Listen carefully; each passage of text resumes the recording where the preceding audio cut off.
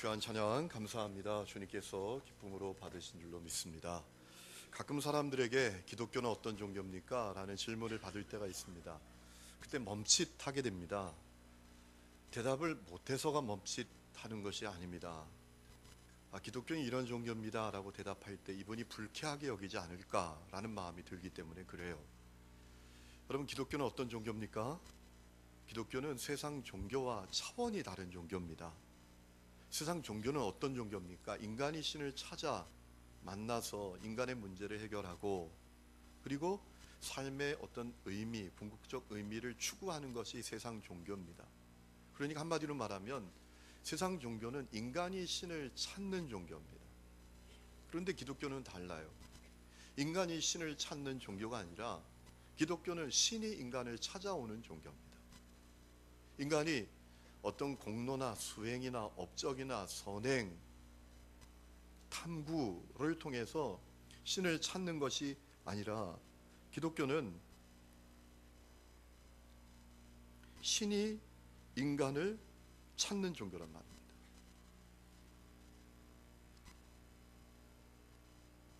여러분,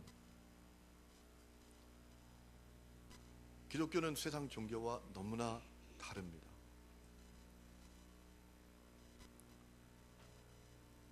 인간이 신을 찾기 위해서 다리를 놓는 그런 종교가 아니라 기독교는 신이 인간이 신을 찾도록 다리를 놓아준 종교다라는 겁니다.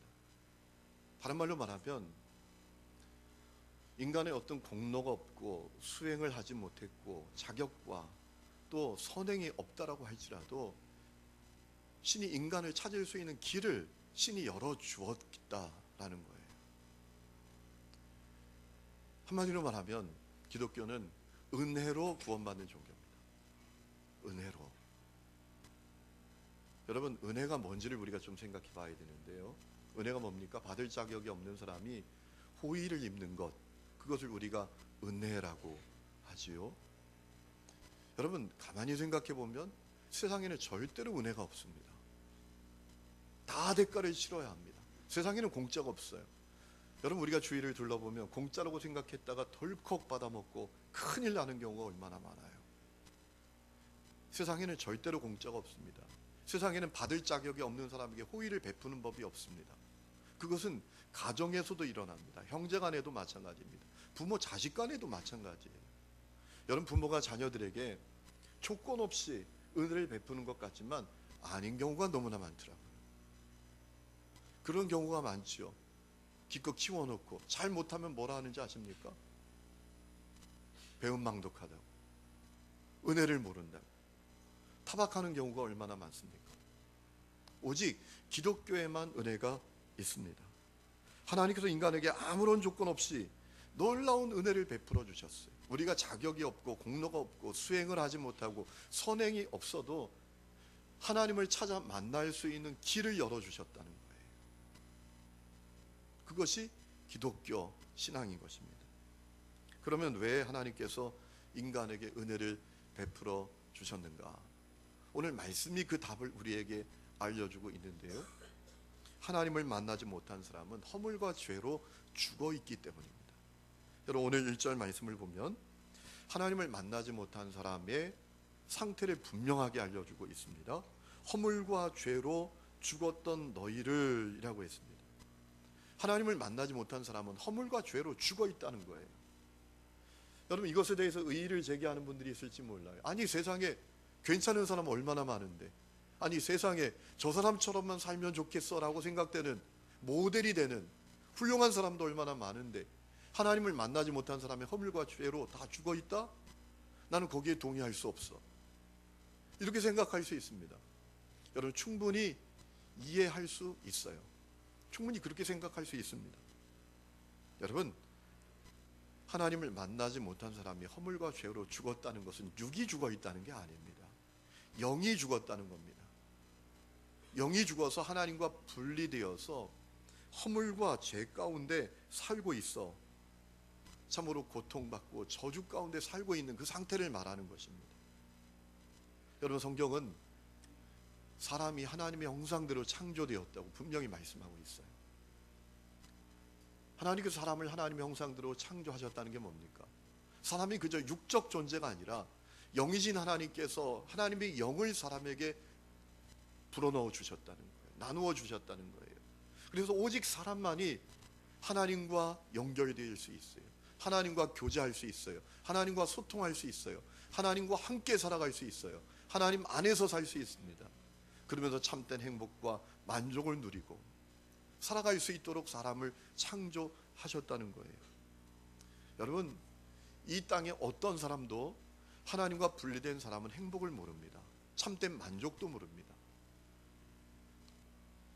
하나님을 만나지 못한 사람은 결정적으로 불행합니다. 고독합니다. 공허합니다. 그가 이 땅에서 어떤 성취를 누리고 어떤 업적을 가지고 어떤 대단한 쾌락을 누리고 산다라고 할지라도 말이죠, 하나님을 만나지 못한 사람은 결정적으로 불행합니다. 그 마음에 살아보면 살아볼수록 공허함만 가득합니다. 고독함만 가득해요. 돈이 내 인생을 행복해 줄 것 같아서 돈을 위해서 사는데 그 돈이 행복이 안 돼요. 자식도 행복이 안 됩니다. 인생의 쾌락도 내 마음에 참된 행복과 만족을 가져다 줄 수가 없다는 것이죠. 그러면 사람이 왜 하나님과 분리되어 허물과 죄로 죽게 되었는가? 하나님을 거역하고 범죄했기 때문에 그래요. 여러분, 하나님께서 에덴 동산을 만드시고 아담과 하와를 창조하사 그 에덴 동산에 살게 하셨습니다. 마음껏 에덴 동산에 있는 모든 것들을 다 누리고 만끽하며 살도록 하셨습니다. 다만 딱 하나만 금지하셨어요. 동산 중앙에 있는 선악과는 금지하셨어요. 선악과는 먹지 말라고 하셨어요. 왜 하나님께서 아담과 하와에게 선악과 먹지 말라고 하셨을까요? 하나님 혼자 그 선악과 다 잡수시려고 그러셨을까요? 아니에요. 선악과를 금지하신 것은 어떤 의미인가 하면 사람은 하나님이 정해놓으신 경계선 안에서 살아가야 한다는 것입니다. 사람은 하나님이 정해놓으신 경계선을 넘지 말아야 한다는 것입니다. 그래야 복되게 살 수 있는 겁니다. 그래야 행복하게 살 수 있는 거예요. 여러분, 사람은 하나님이 정해놓으신 경계선 안에서 살아갈 때 가장 복되게 살 수 있습니다. 그렇기 때문에 죄는 뭐냐? 하나님이 정해놓으신 경계선을 넘는 거예요. 다른 말로 말하면 경계선을 내 마음대로 정하는 것입니다. 여러분, 오늘 세상이 그래요. 세상이 하나님을 알지 못하는 세상이 그래요. 하나님을 알지 못하는 세상이 죄 가운데 있는데 그 죄가 뭐냐 하면 내가 경계선을 정하는 것입니다. 여러분, 오늘 세상을 보세요. 오늘 세상은 간음죄를 죄라고 여기지 않아요. 우리나라는 법적으로 그렇게 됐습니다. 간음죄는 형사처벌 받지 않아요. 그냥 당사자들끼리 민사소송만 할 뿐이에요. 간음죄 지었다고 고발해도 형사처벌 당하지 않습니다. 세상은 간음죄를 죄라고 말하지 않습니다. 또 동성애도 죄라고 말하지 않아요. 왜 그러죠? 하나님이 기준이 아니에요. 내가 기준입니다. 내가 경계선을 정하는 거예요. 여러분, 기독교는 간음죄를 죄라고 말합니다. 동성애도 죄라고 말합니다. 왜냐하면 하나님이 정해놓으신 경계선이거든요. 하나님이 그렇게 하지 말라고 하셨거든요. 여러분, 하나님이 정해놓으신 경계선을 넘어서면 어떻게 됩니까? 불행하게 됩니다. 고통스럽게 됩니다. 파괴되는 역사가 일어납니다. 여러분, 간음죄를 지어보세요. 어떤 일이 일어납니까? 부부관계가 깨어집니다. 가정이 깨어집니다. 아이들의 마음이 깨어집니다. 아이들의 마음이 산산조각 납니다. 여러분, 교육학자들이 그런 얘기합니다. 문제 있는 아이에게 문제 있는 부모가 반드시 있다. 왜 아이들이 삐뚤어지는가? 왜 아이들이 잘못되는가? 그 문제 있는 부모가 있더란 말입니다. 하나님이 정해놓으신 경계선, 사람은 죄가 아니라고 말하지만 그건 넘어서면 불행하게 되는 겁니다. 고통스럽게 되는 겁니다. 동성애도 마찬가지죠. 하나님이 정해놓으신 경계선을 넘으니까 어떻게 되죠? 에이즈가 만연하게 되는 것입니다. 여러분, 이 아담과 하와가 하나님이 정해놓으신 경계선을 넘고 말았습니다. 그래서 결국 영이 죽게 되었습니다. 하나님과 분리되게 되었습니다. 그래서 죄 가운데 살게 되었습니다. 그리고 참된 행복과 만족을 누리지 못하고 살게 되었습니다. 여러분, 이것이 하나님을 떠난 모든 사람들의 현실이에요. 예레미야 선지자는 이 부분에 대해서 분명히 언급한 적이 있습니다. 예레미야 2장 13절에 내 백성이 두 가지 악을 행하였나니 곧 그들이 생수의 근원되는 나를 버린 것과 스스로 웅덩이를 판 것인데 그것은 그 물을 가두지 못할 터진 웅덩이라고 했습니다. 오늘 하나님과 분리된 사람들은 어떻게 살아가는가? 생수의 근원 되시는 하나님을 버린 겁니다. 내가 경계선 정하는 거예요. 하나님이 내 인생 간섭하지 말라는 겁니다. 내 마음대로 살겠다는 거예요. 그리고 터진 웅덩이를 붙들고 살아갑니다. 웅덩이는 웅덩이인데 터지는 웅덩이면 무슨 소용이 있습니까? 그거 붙들고 살면 인생 비참하게 되는 겁니다. 공허하게 되는 겁니다. 여러분, 사람이 하나님과 그렇게 분리되어서 허물과 죄로 죽었을 때 나타나는 현상이 있습니다. 오늘 말씀이 그 사실을 우리에게 분명히 알려주고 있는데요. 첫 번째는 세상 풍조를 따르는 겁니다. 하나님을 떠난 사람, 하나님과 분리된 사람, 허물과 죄로 죽은 사람의 중요한 특징 가운데 하나는 세상 풍조를 따라 사는 겁니다. 여러분, 2절에 이런 말씀이 있습니다. 그때 너희는 그 가운데에서 행했다. 그 가운데서는 뭘 말하는 걸까요? 허물과 죄 가운데서 행했다라는 것을 말하는 겁니다. 그리고 이 세상 풍조를 따르고 라고 했습니다. 여러분, 하나님을 떠나서 허물과 죄로 죽은 사람은요, 세상 풍조를 따르는 겁니다. 세상 풍조를 따른다는 게 뭡니까? 세상이 살라고 하는 대로 사는 겁니다. 세상 사람들이 사는 대로 사는 겁니다. 하나님을 인정하지 않고 하나님을 불신하는 세상 가치를 따라서 사는 겁니다. 그래서 오늘 세상 사람들이 무신론을 믿잖아요. 진화론을 믿잖아요. 그리고 육신의 정욕, 안목의 정욕, 세상 자랑만 따라서 살잖아요. 다 그렇게 사니까. 오늘 사람들은 여러분, 돈을 위해서 못할 일이 없다고 살아요. 그게 세상 풍조니까. 인생을 즐기기 위해서 못할 것이 없다고 살아요. 그게 세상 풍조니까 그거 따라 삽니다. 엊그제 신문을 보니까 충격적인 뉴스가 있더라고요. 돈 11만 원 때문에, 나이도 적지 않아요, 60이 넘으신 분이 이웃을 죽였어요. 지난번에 또 더 충격적인 뉴스가 있더라고요. 어느 음란 사이트에서 집단 성관계를 할 사람들을 모집했어요. 3분 만에 모집이 끝났어요. 1차로 안 돼서 1차, 2차, 3차, 5차, 10몇 차까지 나갔대요. 여러분, 오늘 사람들은요, 인생을 즐길 수 있다면 못할 게 없어요. 그게 세상 풍조니까. 하나님을 떠나서 하나님과 분리되고 허물과 죄로 죽은 사람은 다 그렇게 사는 겁니다. 참 재미난 건요, 우리 포항을 위해서 기도해야 되고 참 고난받는 그 시민들을 위해서 기도해야 되잖아요. 생각해 보세요. 하루아침에 지진이 나서 집에를 못 들어갑니다. 언제까지가 될지 모르고 체육관에서 지내는 그분들을 한번 생각해 보세요. 참 기가 막힌 건 아닙니까? 그런데 더 기가 막힌 건 뭐냐 하면, 이제 수험생 아이들이 포항에 사는 애들이 그렇게 욕한대요. 니네 때문에 우리 시험 연기됐다. 그게 세상 풍조예요. 내가 잘 되기 위해선 수단 방법 필요 없는 거예요. 여러분, 하나님과 분리된 사람, 허물과 죄로 죽은 사람은 그렇게 사는 거예요.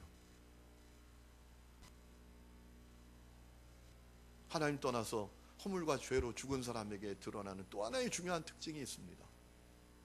악한 정을 따라서 사는 겁니다. 여러분, 오늘 본문 2절에 이런 말씀이 있죠. 그때 너희는 그 가운데에서 행하여 이 세상 풍조를 따르고 공중의 권세 잡은 자를 따랐다. 악한 영을 따라 산다는 겁니다. 여러분, 이 세상에는 악한 영이 있습니다. 세상 죄의 배후에도 악한 영이 있습니다. 이 땅에 일어나는 모든 죄의 배후에는 악한 영이 있습니다. 우리가 살아가면서 충격적인 뉴스를 들어요. 아니, 어떻게 그런 짓을 해? 여러분, 그런 짓을 할 수 있어요. 그 죄의 배후에 악한 영이기 때문에 얼마든지 그런 짓 할 수 있어요. 하나님과 분리되어서 허물과 죄로 죽은 사람에게 드러나는 중요한 특징 가운데 또 하나는 불순종이에요. 불순종. 여러분 오늘 3절에 이런 말씀이 있습니다. 2절에 보면 이 악한 영을 뭐라고 말하는가 하면 곧 지금 불순종의 아들들 가운데에서 역사하는 영이다 라고 했습니다. 여러분 악한 영은 불순종의 영입니다. 그래서 하나님과 분리되고 허물과 죄로 죽은 사람은 불순종으로 삽니다. 여러분 우리 세상이 그래요. 세상이. 여러분 부모에게 순종하지 않잖아요. 선생님에게 순종하지 않아요. 하나님에게도 순종하지 않아요. 사람들은 순종을 싫어해요. 그 이유가 있어요. 악한 영은 불순종의 영입니다. 순종하지 못하게 하는 거예요. 순종하는 걸 싫어하는 거예요. 교회에서도 그런 일이 일어나잖아요. 여러분 예수를 믿고 교회에 다녀도 거듭나지 못하면 순종이 안 됩니다. 순종이. 제가 예전에 오늘 장로님 한 분을 만났는데 그 장로님이 아주 떳떳하게 그래요. 장로의 사명이 뭐냐? 목사를 견제하는 게 사명이래요. 어제 깜짝 놀랐어요. 성경에 그런 말씀이 어디 있습니까? 성경에 없는 것을 역사적인 사명을 띠고 믿고 지내더라고요. 성경에는 기쁨으로 즐거움으로 그 사역을 하게 하라라고 했잖아요. 그러니까 예수 믿고 교회 다닌다고 해도 거듭나지 못하면 악한 영에 매여 있는 겁니다. 불순종의 영에 매여 있는 거예요. 여러분의 자녀들이 여러분 말 잘 안 듣죠? 그래요? 잘 들어요? 들어요? 안 들어요? 아멘. 여기는 아주 복 받는 분들이에요.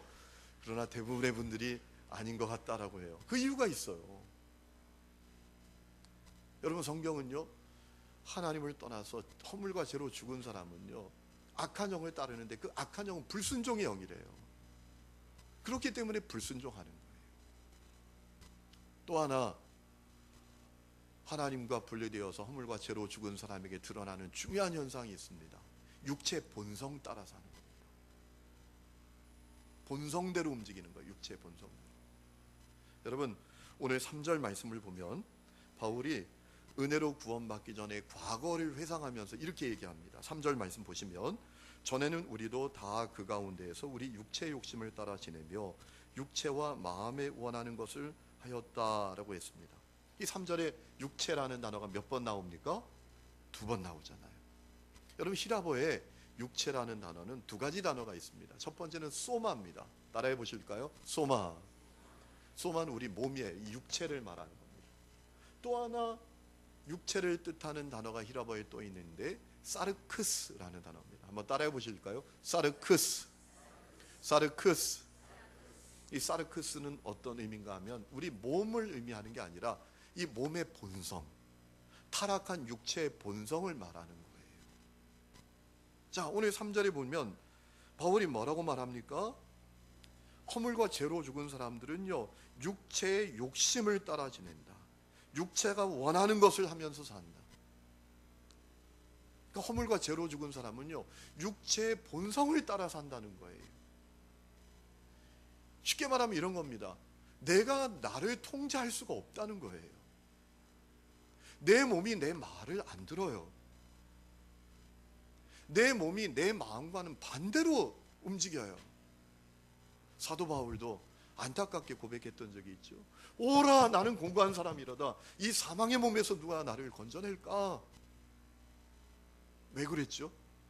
내가 선을 행하기를 원해요. 내 마음에는 내가 선을 행하기를 원하는데 행하는 걸 보면 악을 행하는 거예요. 내 몸은 악을 행하고 있는 거예요. 왜 그렇죠?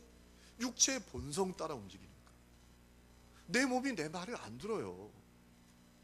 내 몸이 내 마음과는 반대로 움직인다니까요. 여러분 예수를 만나고 구원받는 사람은 달라요. 육체의 본성을 따라 움직이지 않고 내 안에 계신 성령님을 따라 움직입니다. 그래서 사람이 확 달라지는 거예요. 그런데 허물과 죄로 영이 죽고 하나님과 분리된 사람은 육체 본성 따라 움직인다니까요. 생각나는 대로 사는 겁니다. 나오는 대로 말하는 겁니다. 발길 가는 대로 가는 겁니다. 몸이 원하는 대로 사는 거예요. 여러분, 가끔 우리가 정말 뭐라 그럴까요? 입이 다물어지지 않는 충격적인 사건을 우리가 접할 때가 있어요. 예를 들면 얼마 전에 초등학교 교사, 그것도 30살이 간 넘은 초등학교 교사가 말이죠, 6학년 남자아이 자기 제자와 음란한 짓을 오랫동안 벌이다가 발각이 됐잖아요. 그것도 교실에서, 자기 차에서, 그것도 6학년짜리 제자와 그런 일을 벌이다가 그 아이 문자를 보고 엄마가 확인하고. 여러분, 사람들이 말합니다. 어떻게 선생님이 그런 일을 해? 여러분, 그런 일을 해 놀랄 게 없어요. 하나님을 떠나서 하나님과 분리되고 허물과 죄로 죽은 사람은요, 육체의 본성대로 사는 거예요. 육체가 이끄는 대로 사는 겁니다. 이러면 안 되는데, 그러나 그렇게 하는 거예요. 이거 보면 안 되는데 하지만 봅니다. 이거 들으면 안 되는데 그러면서 들어요. 이거 가면 안 되는데 하면서 가요. 그것이 허물과 죄로 죽은 하나님과 분리된 사람들의 비극이라는 것입니다. 문제는 그렇게 사는 인생의 종말입니다. 오늘 말씀은 허물과 죄로 죽어 하나님과 분리된 사람의 종말이 무엇인지를 우리에게 분명히 알려주고 있죠. 3절에 본질상 진노의 자녀다 라고 했습니다. 하나님의 진노를 피하지 못한다는 것입니다. 이 땅에서 참된 행복과 만족을 알지 못하고 사는 것은 말할 것도 없고, 고통과 저주 가운데 허무함과 고독함과 공허함 속에서 살다가 죽음을 맞이하게 된다는 거예요. 그리고 심판과 멸망을 피할 수 없다는 거예요. 히브리서 기자도 분명히 얘기했습니다. 한 번 죽는 것은 사람에게 정하신 것이고 그 후에는 반드시 심판이 있다라고 했어요. 여러분, 이 땅에 있는 사람들 가운데 안 죽는 사람이 있습니까? 죽음은 우리에게 현실입니다. 우리는 다 죽음을 맞이합니다. 그리고 그 죽음은 언제 찾아올지 모릅니다. 그리고 순서 없이 찾아옵니다. 인생은 돌고 도는 게 아닙니다. 끝을 향해서 달려가고 있습니다. 그 끝에 심판과 멸망이 기다리고 있다는 거예요. 분명히 성경 그 사실을 우리에게 말하고 있습니다.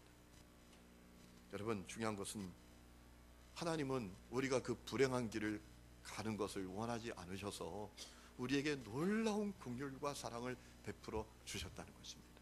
오늘 본문 4절과 5절에 그 말씀이 있죠. 긍휼이 풍성하신 하나님이 우리를 사랑하신 그 큰 사랑을 인하여 하나님이 우리를 긍휼히 여기시고 큰 사랑을 하셨다라는 겁니다. 그래서 5절에 허물로 죽은 우리를 그리스도와 함께 살리셨고 너희는 은혜로 구원을 얻은 것이다. 아멘. 하나님께서 하나님과 분리되고 영이 죽고 죄 가운데 살다가 비참하게 끝날 인생인 우리를 위해서 엄청난 사랑을 베풀어 주셨대. 엄청난 긍휼을 베풀어 주셨대. 여러분, 하나님께서 베풀어 주신 긍휼과 사랑이 무엇일까요? 예수님이 이 땅에 오신 거예요. 하나님께서 당신의 독생자인 예수님을 이 땅에 보내셨습니다. 그래서 예수님이 십자가에 매달린 희생 제물이 되게 됐어요.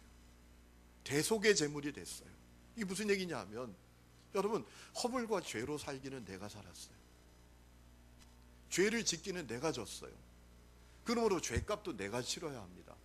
내가 진노도 받아야 합니다. 내가 멸망도 당해야 됩니다.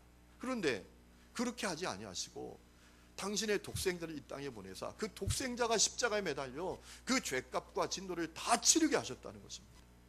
그래서 누구든지 십자가에 달리신 그 예수님이 나의 죄를 위해서, 나의 허물을 위해서 십자가에 매달리셨다라는 사실을 믿는 사람은 죄에서 자유케 되고 의롭게 되고 하나님과의 관계가 회복되고 그리고 하나님의 놀라운 백성과 자녀가 되는 복을 주셨다는 거예요.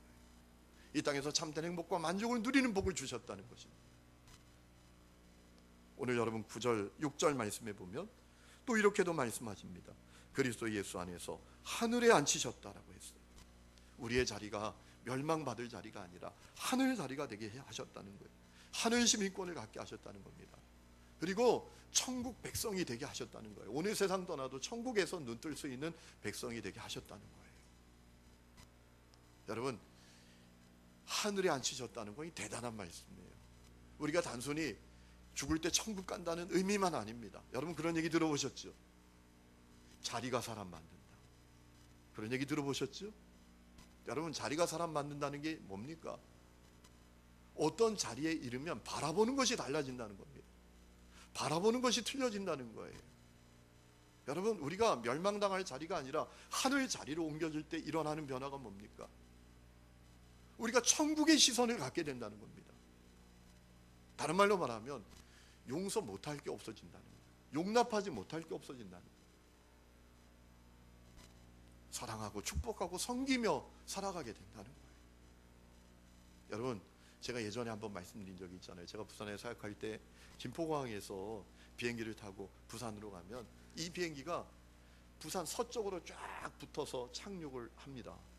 이 사하구를 오른쪽에 놓고 쫙 돌아서 김해공항으로 착륙을 하는데, 그 사하구가 제가 사역하던 곳이었어요. 사하구를 쫙 붙어서 착륙을 하려고 하면 이제 도시가 다 밑에 바라다 보입니다. 근데 제가 했던 일이 있습니다. 제가 사역하는 교회를 찾는 거예요. 내가 사역하는 교회가 어디 있나, 해오른 교회가 어디 있나 막 찾는데 못 찾겠어요. 아니, 이상해요. 땅에서는요, 높은 건물, 낮은 건물, 뭐 3층짜리, 10층짜리, 이게 다 구분이 됩니다. 2층짜리에 비해서 20층짜리 얼마나 높아요. 그런데 하늘에서 바라다 보니까 다 똑같대요. 다 똑같아. 그럼 하늘 시선을 갖게 된다는 게 그거예요. 우리의 자리가 멸망의 자리가 아니라 하늘의 자리를 갖게 되면 어떤 일이 벌어지는가? 하늘의 시선을 갖게 되는 거예요. 그렇기 때문에 누구 미워할 것도 없어요. 누구 용서 못할 것도 없어요. 그래서 그가 있는 곳곳마다 천국이 되는 거예요. 천국이. 여러분, 이것이 우리에게 은혜로 주신 거예요. 사실 기독교의 진리는 복잡하지 않아요. 여러분, 진리는 사실 간단해야 되잖아요. 쉬워야 되잖아요. 진리가 우리를 힘들게 하는, 우리를 질리게 만든다면 그건 진리가 아닌 거예요. 이런 얘기가 있어요. 어떤 분이 삶이 뭐지? 이 질문을 갖고 그 대답을 얻기 위해서 현자들을 다 찾아다녔대요. 그리고 물었대요. 삶이 뭡니까? 삶이 뭡니까? 물었더니 뭐 이렇게 저렇게 대답을 하는데 속이 시원하지 않은 거예요. 그래서 실망하고 터벅터벅 걸어오는데, 아니, 포장마차 앞에 섰는데 포장마차에 써 있는 글씨를 보고 환호성을 질렀대. 와, 답을 찾았다. 포장마차에 적혀 있는 글을 보고 삶이 무엇인가에 대한 답을 얻은 겁니다. 포장마차에 이렇게 적혀 있었대요. 삶은 계란 500원 이렇게 써 있대요. 삶은 계란 500원. 여러분, 진리는 복잡하지 않아요. 진리는 단순해요. 쉬워요. 기독교의 진리가 뭡니까? 사람이 하나님의 형상대로 창조되었는데 하나님이 정해놓으신 경계선 안에서 안 살고, 내가 경계선 정하고 살겠다고 하나님 떠나서 하나님과 분리되고 죄 가운데 살다가 고통과 저주 가운데 살다가 심판받고 멸망당하게 생겼다는 거예요. 그런데 그 인생을 하나님께서 긍휼히 여기사 당신의 독생자를 보내주셨다는 거예요.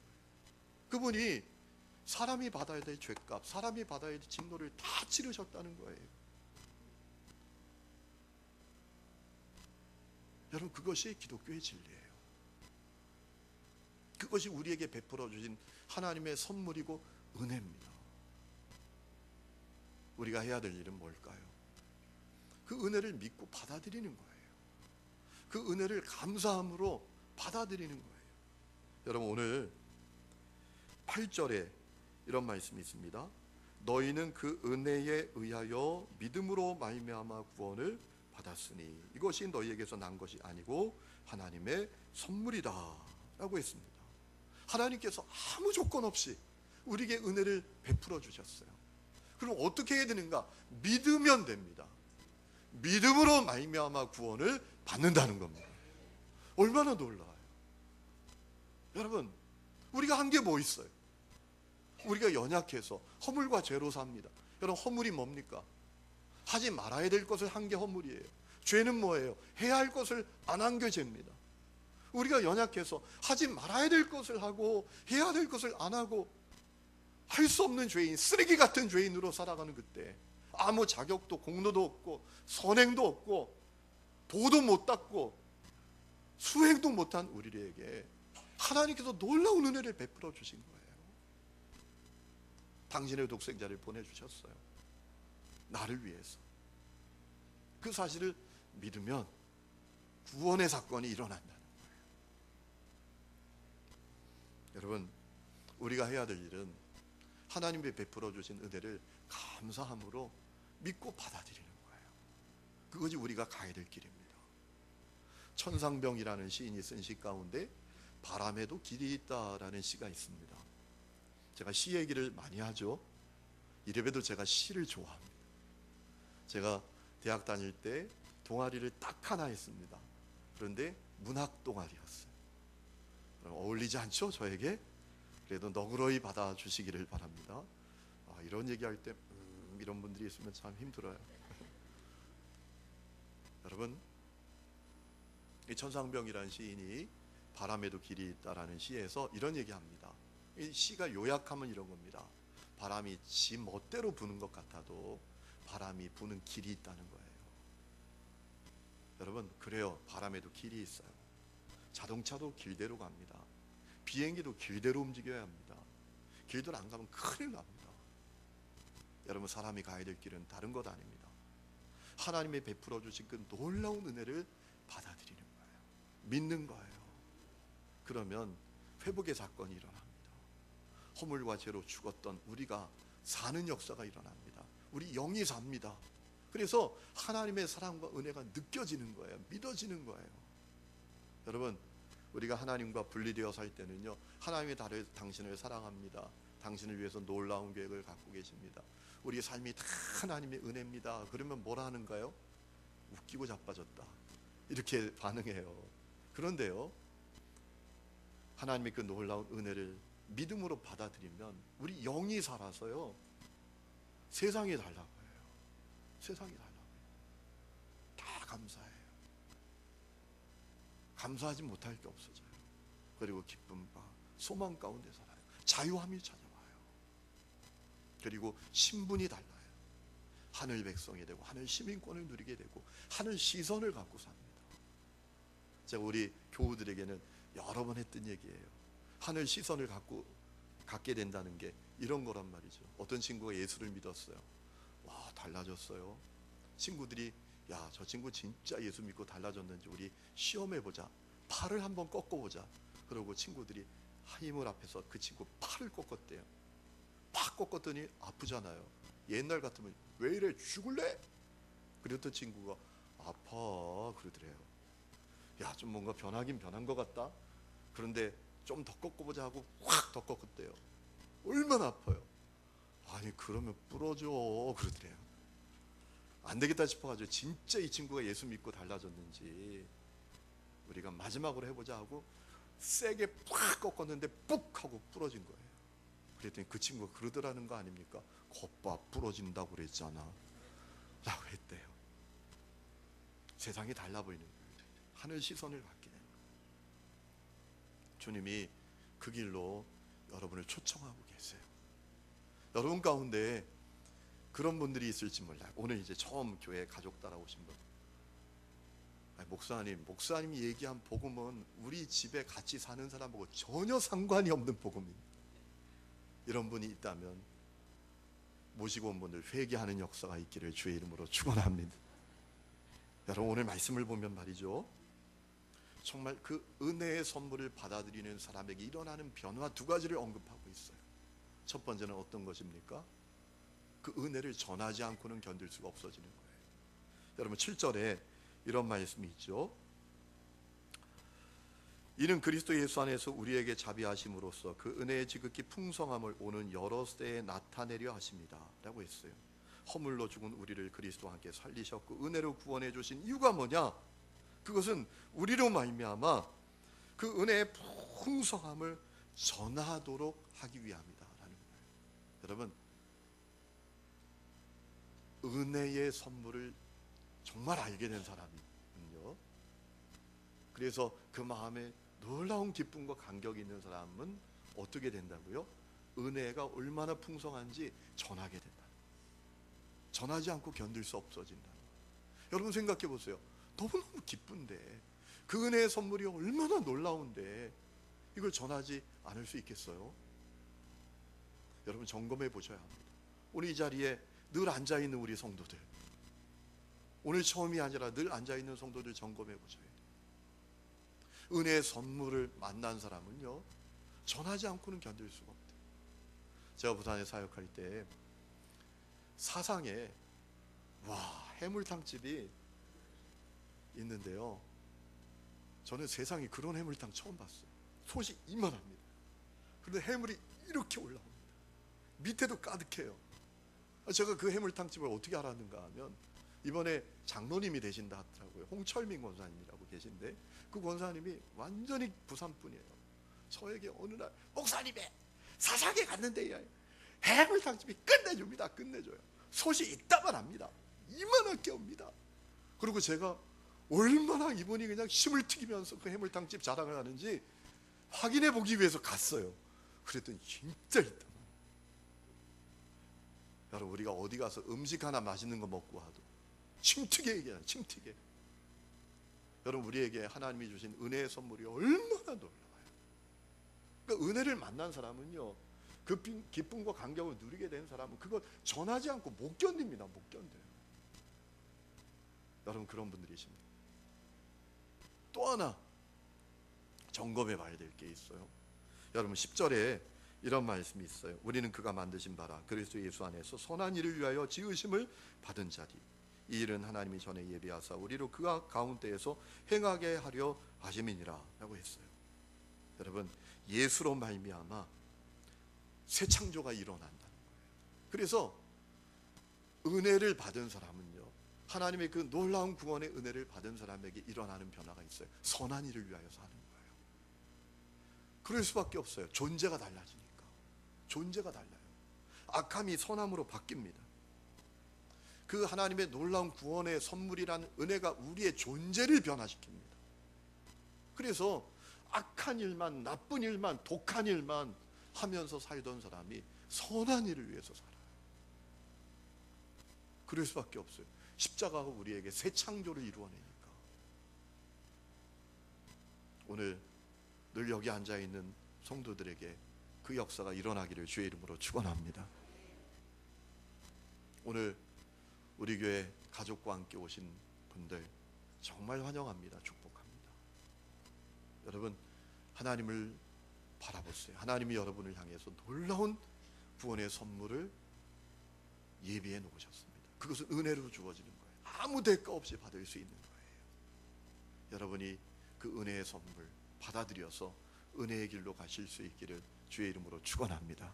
그리하여 그 은혜의 선물이 얼마나 놀라운지, 얼마나 감격스러운지, 얼마나 기쁜 것인지 여러분들이 전하지 않고는 견딜 수 없는 그런 놀라운 변화가 여러분에게 일어나고, 여러분으로 말미암아 여러분의 가정에 일어나고 삶의 자리에 일어나는 놀라운 역사가 있기를 주의 이름으로 축원합니다. 기도하겠습니다. 하나님,